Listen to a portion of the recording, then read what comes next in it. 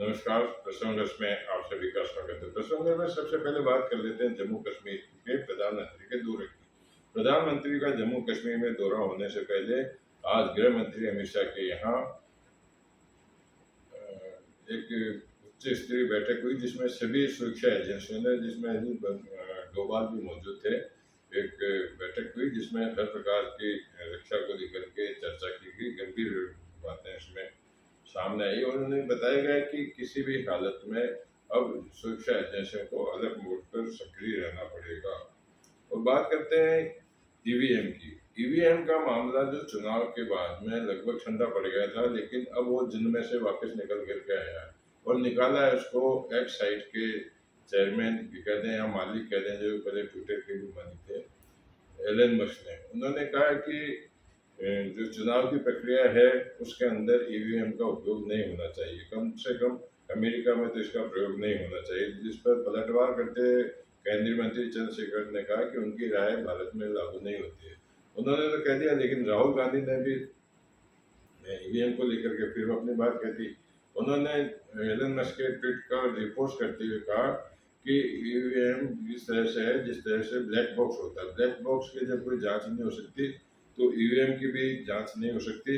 और कुल मिलाकर के अब ईवीएम की पारदर्शिता के ऊपर कई तरह के प्रश्न चलना चालू हो गए हैं। बात करते हैं योगी आदित्यनाथ की। योगी आदित्यनाथ चुनाव परिणाम आने के बाद में अपनी सरकार को एकदम से वापस एक्टिव करने के मोड पर थे, लेकिन आज वो ऋषिकेश पहुंचे जहां उनकी माता सुमित्रा देवी है जिनका इलाज चल रहा है एम्स में। उनकी उन्होंने हालचाल पूछे। तो इसी तरह से बात कर लेते हैं राजनाथ सिंह की। राजनाथ सिंह भी आज अपने रक्षा मंत्री अपने आवास पर उन्होंने एक एनडीए की बैठक बुलाई जिसमें अश्विनी वैष्णव, ललन सिंह, चिराग पासवान, उनके जो एनडीए के गठन के बड़े नेता मौजूद रहे।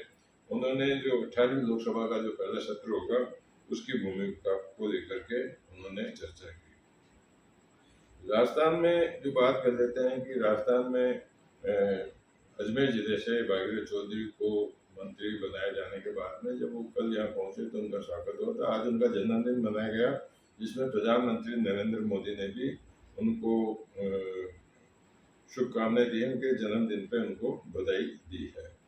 तो बधाई देने के बाद में भजनलाल शर्मा भी वहाँ पहुंचे। भजनलाल शर्मा बिहार में थे।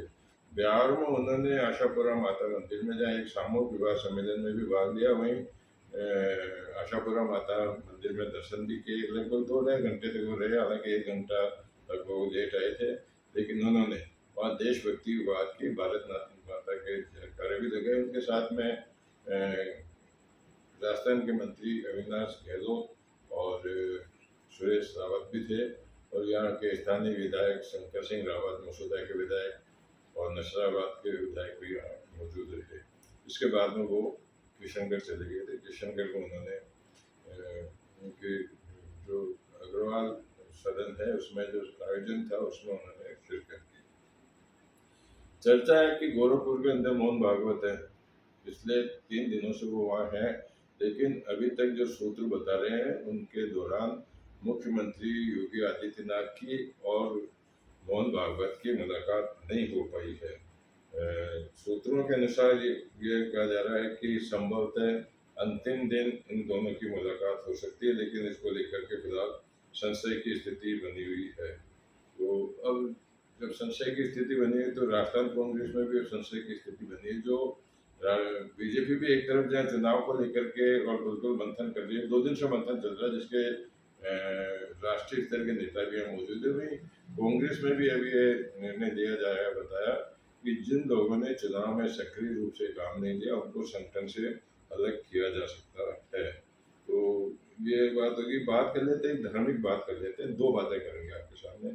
ओंकारेश्वर से उज्जैन के लिए वो जो ओंकार और उज्जैन के लिए जो दर्शन करने के लिए जो जाएंगे, ओंकारेश्वर जो ज्योतिर्लिंग है दोनों, उज्जैन भी, महाकालेश्वर का, ओंकारेश्वर भी।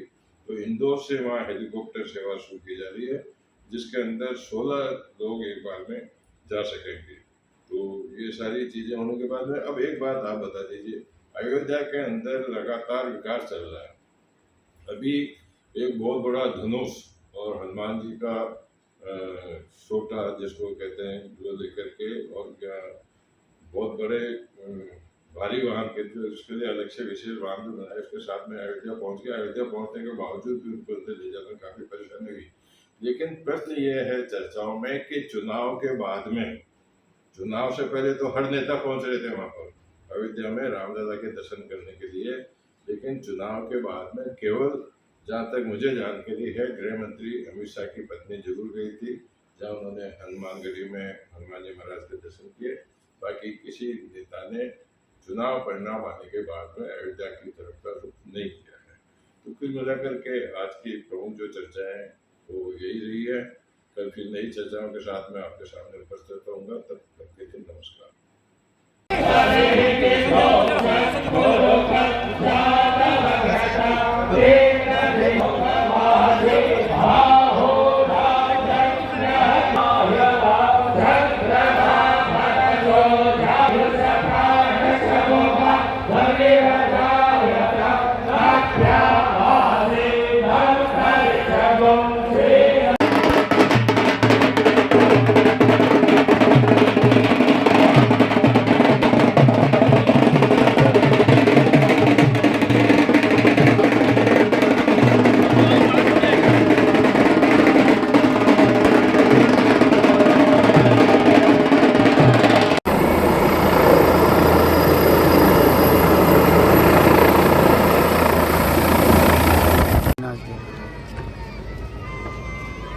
वो आ गया, वो आगे पीछे में।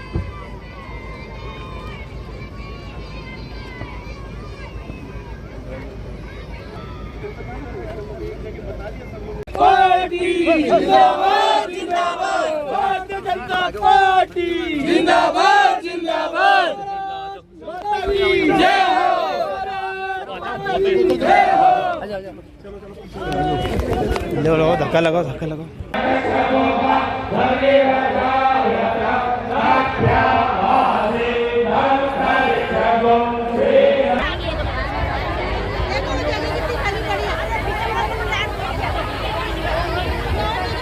जी का अभिनंदन। उसके पश्चात मिश्रा आप पधारे और माननीय लिम्बाराम जी भाई साहब, आप जितना आगे बढ़ोगे हम आपके साथ खड़े हैं, ये महाराज जी का आश्वासन भी है। आज भी महाराज जी ने